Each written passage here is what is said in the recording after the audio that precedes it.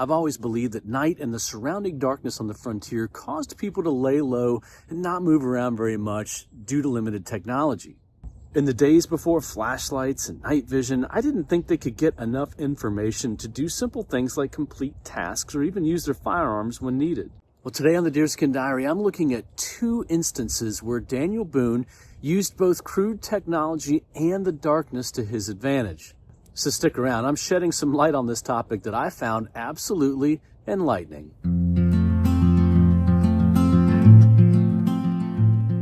When people discuss frontier skills, they often focus on tools and weapons. Rifles, tomahawks, knives, clothing, and other objects. Indeed, much of our interface with our history occurs through objects, whether they're in museums, family collections, or our own. So when it comes to trying to understand the 18th century culture better, I understand why much of it is centered around stuff. And for me, trying to improve my 18th century skills, I also have to be on the lookout for those times where I try to purchase my way into becoming better. In other words, I try to buy some widget or wadget that will make me faster or somehow make me a better frontiersman, if you will. Time and time again, I learned that there are no shortcuts.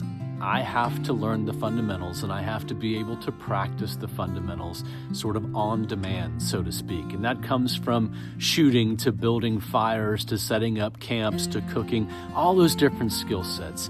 And there's no way for me to buy my way into success. And whatever success I'm able to purchase is generally going to plateau very quickly. So the things that impress me now aren't objects anymore, they're decisions. And that's what I look for when I read these 18th century primary accounts. I'm looking for those who show that they knew how to think, not necessarily what to think.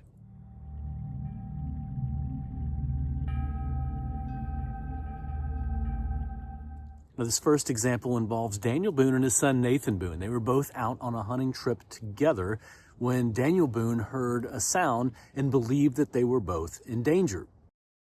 On the 5th night, about midnight, I'd been asleep for some time, but my father, Daniel Boone, heard a chopping or hacking some distance above and across the river. He awakened me and told me he thought the noise was made by Indians, as he thought it was made by their hatchets.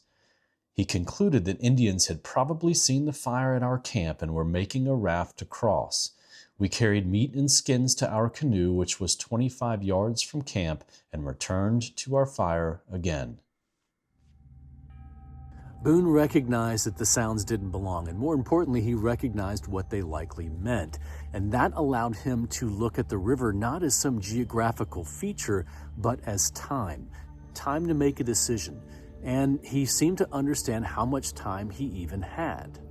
He seemed to know how long it would likely take them to build a raft that was capable of crossing the river, and because of that, he was going to use time down to the last second. It was a gamble, but it wasn't a gamble that was based on panic. It was a gamble that was based on experience. The night was clear and frosty and a little foggy, so we remained at our fire with our blankets for some little time. After the chopping ceased, we then went to our canoe, and there we stayed some 10 minutes until we heard the Indians paddling in the water. At that time, we pushed off, and Father ordered me to roll his blanket around myself and lie down in the canoe. He sat in the stern, put the paddle carefully in the water, and then gave a push. We went forward noiselessly and were soon in the main current, which washed us down the river. Now he's still running the clock out. He's running it out as long as he can because he knows his best chance at escape is to leave them befuddled. And as a father, this is what sticks out to me. See, he had his son Nathan Boone there with him, so he had not just himself to concern himself with, but also the life of his son. And Boone had already lost 2 sons to conflict with the Indians. So I can't imagine the sheer pressure that he must have felt to make the right decision and to make the right decision in time. On the way, Father put his head over the canoe and close to the water and said he thought he could catch a glimpse of the Indians. He had looked between the surface of the water and the fog, which did not quite reach the water. Soon we were beyond harm. He watched the horizon, not the water below or the sky above, but the middle place in between where the two met. Where darkness meets the lighter background, anything in between was going to be noticed. And even when you can't see detail, you can still see movement. Boone understood that. Where the sky met the land, you could get valuable information. And what impresses me most about this tactic isn't necessarily that it's clever, it's more that it's restrained. See, when any of us use this tactic, we're simply allowing the land to reveal what it will. We're not trying to force something out of it. And that kind of awareness only comes from spending a lot of time in the woods under various conditions for various reasons.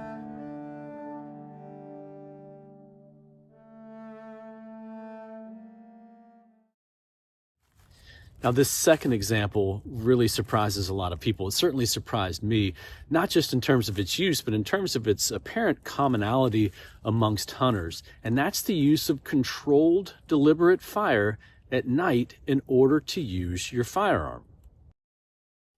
Frontier hunters used a small and contained fire placed behind them to illuminate both what they were shooting at and to give them enough light to access their front and rear sights. And that shocked me because in the days before flashlights, they were using portable and controlled light in order to use their firearms in low light conditions. So this wasn't some huge roaring fire. This was small, it was controlled, and it was portable, much like a modern day flashlight. Peter Houston relayed this tale of Daniel Boone. We reached within a quarter mile of home when we were startled by the hideous scream of a panther. The panther had scented the ham of deer and was in pursuit of it. We hastened, but the wall of cane on either side soon knocked our torch to pieces, and we were left with nothing but the walls of cane to guide us. Thrice the scream was heard, and the last time very near us, whilst we were yet 200 yards from the house, when Boone said, "Peter, we will have to leave our meat or we shall be overtaken." Once again, we see Boone on the clock again, so to speak, and we're going to see him try to run this clock out as long as he can before he decides that they're not going to make it. They need to shed those venison hams, and they need to get home as quickly as possible. So they dropped the hams and they got home, and Houston let out his 2 hunting dogs who had heard the panther, and they were already pretty keyed up. And within a half hour, those dogs had that panther treed. "Well," said Boone, "let us get our guns and tinderbox and go after him."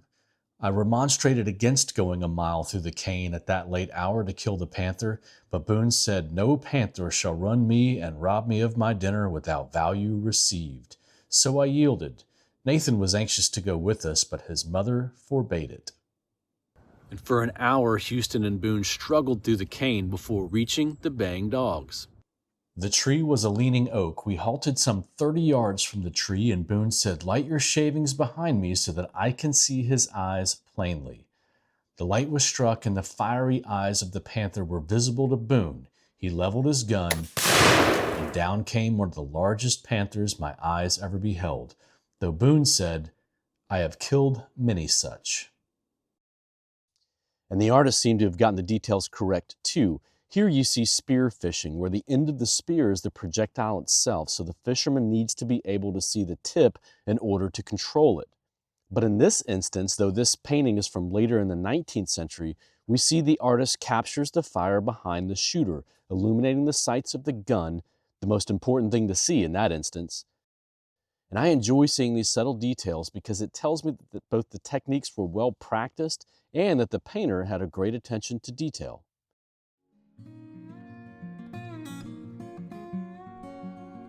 But these skills weren't written down as lessons. For the most part, the only reason a lot of them were recorded because they seemed to stick out in the minds of those who were doing the writing or being interviewed. They were learned through long hours and sometimes hard mistakes, and the existence of those lessons reminds me a lot of why we have some of the technology and things that we have today. But it all boils down to simple tactics to attempt to overcome sometimes quite complex problems.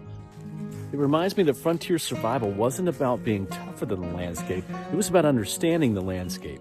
And these men and some women, the ones who were truly legends, were the ones that didn't try to make a home in the wilderness. For the most part, they were simply home. And that's what still impresses me about these frontier skills. It's not the danger, it's the intellect and the ingenuity. It's the meshing with the landscape to get the desired results. They were relatively simple people who had an innate ability to solve problems with few resources.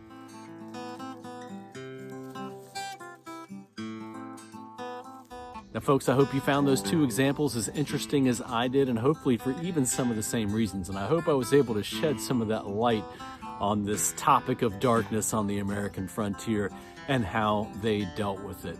If you like this sort of content, please hit that like and subscribe button. Your support absolutely matters to me. I can't tell you how thankful I am for it, video after video, and I can't tell you how much that support means to me as I strike out to get more content produced and bring more of the 18th century frontier to life. And I'll see you next time on the Deerskin Diary.